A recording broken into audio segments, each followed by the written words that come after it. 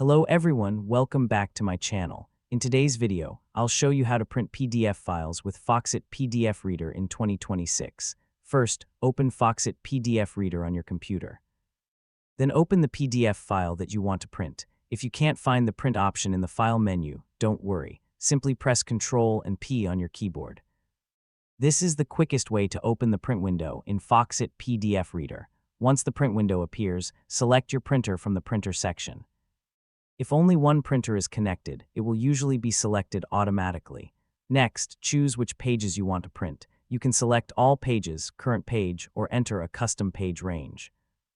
Then choose the number of copies you want to print. After that, select the page orientation. You can choose portrait for normal documents or landscape for wider pages.